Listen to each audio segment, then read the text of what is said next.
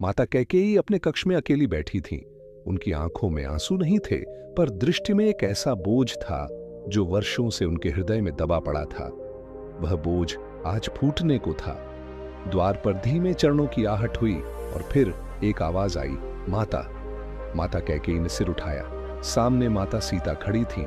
वही शांति, वही सौम्यता, वही तेज, पर आज उनकी आंखों में प्रश्न था। माता कैकेयी ने कहा, आओ सीता। हालांकि स्वर सामान्य था, पर भीतर तूफान उठ रहा था। माता सीता ने चरण स्पर्श किया और धीमे स्वर में कहा, माता, आपके मन में जो पीड़ा है वह मुझसे छिपी नहीं रह पा रही। आज जब संपूर्ण अयोध्या उत्सव की तैयारी में डूबी है, आपका कक्ष मौन से भरा है। क्या मुझसे कोई अपराध हो गया है? माता कैकेयी क्षण भर चुप रही। फिर गहरी सांस लेते हुए माता कैकेयी ने कहा, न अपराध तुम्हारा है न राम का। यदि कोई अपराधी हूं तो केवल मैं स्वयं। माता सीता चौंकी और आश्चर्य से माता सीता ने कहा, माता, ऐसा क्यों कह रही हैं? माता कैकेयी ने दृष्टि घुमाकर खिड़की से बाहर देखते हुए कहा, सीता, क्या तुम जानती हो कि कभी मैंने राम को अपने प्राणों से भी अधिक चाहा था? माता सीता ने कहा, यह तो संपूर्ण अयोध्या जानती है माता। आप राम को अपने पुत्र समान नहीं, अपने हृदय के अंश समान मानती हैं। माता कैकेयी के होठों पर कड़वी मुस्कान उभरी। उन्होंने कहा, हां, और यही मेरा सबसे बड़ा दोष बन गया। धीमे स्वर में माता सीता ने कहा, दोष? माता कैकेयी उठ खड़ी हुई। कक्ष में टहलते हुए माता कैकेयी ने कहा, जब राम का जन्म हुआ तब मैंने अपने भीतर एक अद्भुत भय को जन्म लेते देखा। वह भय किसी शत्रु का नहीं था, वह भय था भविष्य का। माता सीता का हृदय धड़क उठा और माता सीता ने कहा, भविष्य का भय? हां, माता कैकेयी ने कहा, एक ऐसा भविष्य जहां राम केवल अयोध्या के नहीं, संपूर्ण जगत के केंद्र बन जाते। माता सीता स्तब्ध थीं और फिर माता सीता ने कहा, माता, यह तो गर्व की बात है। गर्व? माता कैकेयी अचानक रुक गईं और कटु स्वर में माता कैकेयी ने कहा, गर्व तब होता है जब मन निर्मल हो, पर मेरे मन में एक मां का भय था। उन्होंने माता सीता की ओर देखते हुए कहा, मैं भरत की मां थी और मैं जानती थी राम के रहते भरत को कभी राजा नहीं कहा जाएगा, कभी भी नहीं। माता सीता ने शांत स्वर में कहा, पर माता, श्री राम तो स्वयं भरत को राजा बनाने को तत्पर थे। माता कैकेयी की आंखों में स्मृति कौंध गई। भारी स्वर में माता कैकेयी ने कहा, और उसी दिन मुझे समझ आ गया था कि राम का त्याग मेरे पुत्र का भविष्य निगल जाएगा। कक्ष में सन्नाटा छा गया। माता सीता ने पहली बार अनुभव किया कि माता कैकेयी का हृदय केवल क्रोध से नहीं बल्कि भय और असुरक्षा से भरा था। माता सीता ने साहस जुटाकर माता कैकेयी से कहा, माता, पर इससे वनवास का क्या संबंध? माता कैकेयी की आवाज कांप उठी। उन्होंने माता सीता से कहा, यही तो वह रहस्य है सीता, जो आज तक मैंने किसी को नहीं बताया। माता सीता ने कहा, मुझसे कहिए माता। माता कैकेयी ने अपने कंठ से जैसे कोई पत्थर हटाया और धीमे स्वर में माता कैकेयी ने कहा, एक रात जब अयोध्या सो रही थी, मैंने एक स्वप्न देखा। माता सीता का शरीर सिहर गया और उन्होंने माता कैकेयी से कहा, कैसा स्वप्न? स्वप्न नहीं, माता कैकेयी ने कहा, भविष्य की चेतावनी। उनकी आंखों में भय तैर आया। मैंने देखा राम सिंहासन पर नहीं बैठे थे, वह वन में थे, पर वह वन सामान्य वन नहीं था। माता सीता ने धीरे से कहा, वह कैसा था माता? अग्नि से भरा, रक्त से सना। माता कैकेयी ने कहा, और उस वन के मध्य राम अकेले खड़े थे। माता सीता का हृदय बैठ गया और कांपती आवाज में माता सीता ने कहा, अकेले? हां, माता कैकेयी ने कहा, और उनके चारों ओर समस्त लोक नष्ट हो रहे थे। माता सीता के मुख से अनायास माता सीता ने कहा, यह तो विनाश का संकेत है। नहीं, माता कैकेयी ने सिर हिलाते हुए माता सीता से कहा, यह परिवर्तन का संकेत था। माता सीता की आंखों में देखते हुए माता कैकेयी ने कहा, उस स्वप्न में मुझे एक स्वर सुनाई दिया, यदि राम को राजपट पर रोका गया तो संसार संतुलन खो देगा। माता सीता की आंखें फैल गईं। तो वनवास? माता सीता ने कहा। हां, माता कैकेयी ने भारी स्वर में माता सीता से कहा, वनवास कोई दंड नहीं था, वह एक मार्ग था जिस पर चलकर राम को वही बनना था जो वह वास्तव में है। माता सीता की आंखों से अश्रु बहने लगे। माता सीता ने कहा, तो आपने यह सब राम के लिए किया?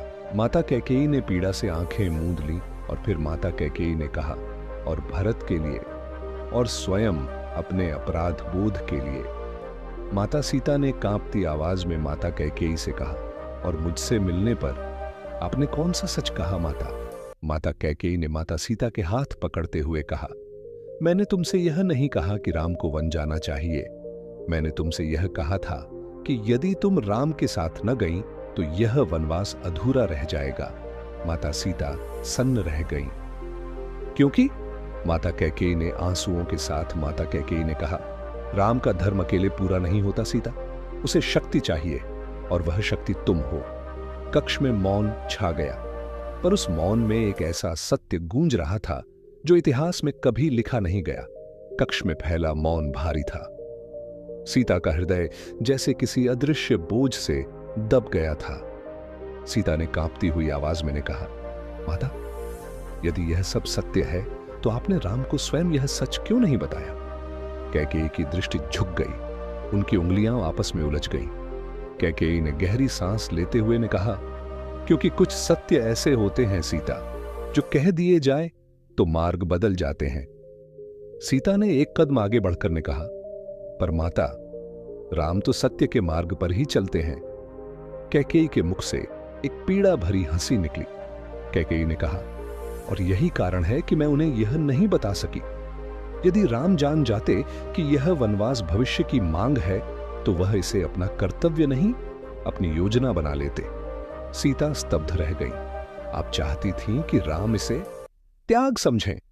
कैकेयी ने धीमे स्वर में ने कहा, कर्तव्य नहीं बल्कि त्याग। सीता की आंखों में आंसू भर आए।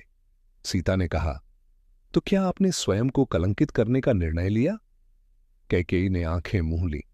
कैकेयी ने कहा, हां, इतिहास में मुझे चाहे जैसा भी कहा जाए, पर यदि राम अपने पूर्ण स्वरूप तक पहुंचते हैं तो मेरा अपमान एक तुच्छ मूल्य है। सीता का हृदय कांप उठा। पर माता, सीता ने कहा, आपने यह सब मांगते समय एक बार भी राम की ओर देखा था? कैकेयी की पलकें थरथरा उठीं। कैकेयी ने कहा, नहीं, यदि देख लेती तो यह निर्णय टूट जाता। कुछ क्षण बीत गए। फिर सीता ने एक ऐसा प्रश्न किया जो कैकेयी के हृदय में वर्षों से दबा था। सीता ने कहा, और जब मैं आपसे मिलने आई थी तब आपने मुझसे जो कहा वह केवल मेरे लिए था या राम के लिए भी?